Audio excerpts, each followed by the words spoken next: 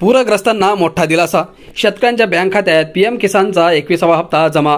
शेतकरी मित्रांनो, तुमच्या सर्वांचं स्वागत आहे आपल्या शेतकरी मित्र या एका विश्वसनीय अशा यूट्यूब चॅनलवर।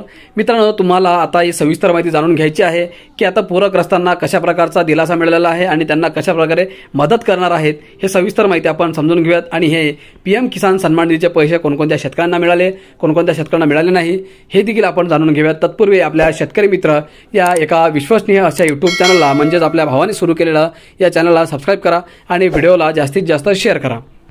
मित्रांनो, पीएम किसान सन्मान निधीच्या 21व्या हप्त्याची रक्कम 3 राज्यातील शेतकऱ्यांच्या खात्यात वर्ग करण्यात आली आहे। पंजाब, हिमाचल प्रदेश आणि उत्तराखंड राज्यातील शेतकऱ्यांच्या खात्यात ही रक्कम पूर परिस्थितीतून सावरण्यासाठी वेळेआधीच पाठवण्यात आली आहे, अशी माहिती केंद्रीय कृषी मंत्री शिवराज सिंग चौहान यांनी दिली। पीएम किसानच्या 2 हप्त्यांमध्ये 4 महिन्यांचा कालावधी असतो। मात्र पूर परिस्थितीतून सावरण्यासाठी केंद्र शेतकऱ्यांना 21व्या हप्त्याची रक्कम जाहीर करण्यात आली आहे।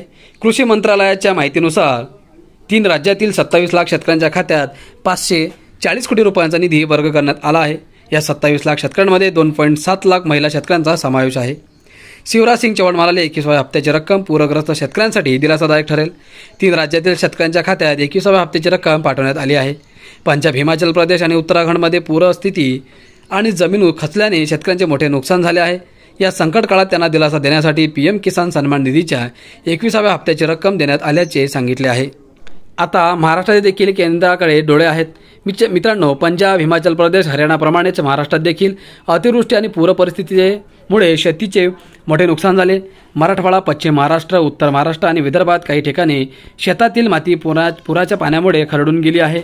ज्याप्रमाणे केंद्राने पंजाब, हिमाचल प्रदेश आणि उत्तराखंड या राज्यांतील शेतकऱ्यांना मदत दिली, त्याचप्रमाणे महाराष्ट्रातील शेतकऱ्यांना देखील पीएम किसान सन्मान निधीच्या 21व्या हप्त्याची रक्कम लवकर मिळावी, अशी राज्यातील शेतकऱ्यांची अपेक्षा आहे।